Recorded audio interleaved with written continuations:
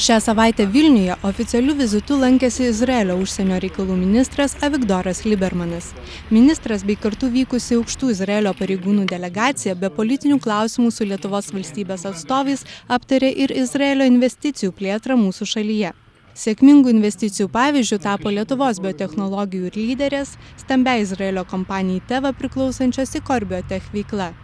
Bendrovės gamykloje Molėtų plente apsilankęs Izraelio užsienio ministras įvertino lietuvių mokslininkų pasiekimus ir biotechnologijų pažangą mūsų šalyje. Jūsų šalis turi labai aukštą mokslo ir technologijų lygį.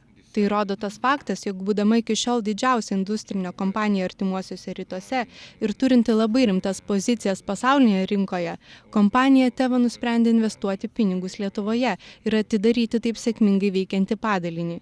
Jūs tikrai turite pagrindo didžiuoti savo mokslu ir technologijomis bei žmonėmis.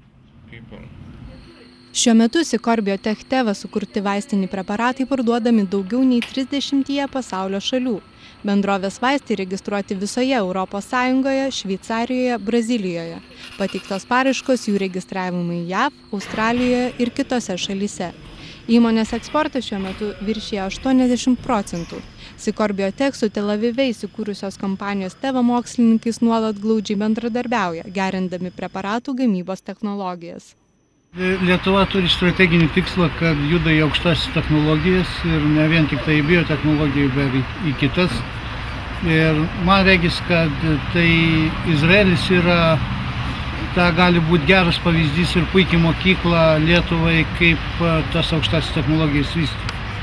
Ir ką važiuoja įvairius dabar verslo delegacijos, politinės delegacijos, pasikeičia nuomonėm tiek Izraelis su Lietuva, tiek Lietuva su Izraeliu, tai ir yra pagrindinis dalykas, kurio mes dabartiniu metu siekiam. Svarbiausia tai, kad šiandieną Lietuvoje yra Teva, veikia pasaulinio masto izraelietiška kompanija, o tai labai svarbu, nes tai yra brandas, tai yra flagmanas, pagal kurį gali ir kiti Izraelio potencialūs investuotojai orientuotis. Jeigu jie jau žino, jeigu vienoje ar kitoje šalyje sėkmingai daug metų ir augančia kreivė veikia tokia kompanija kaip Teva, tai visai kitoks yra požiūris, tai reiškia patikimumą, tai reiškia tos rinkos gerą, normalų funkcionavimą ir patrauklės galimybės verslui.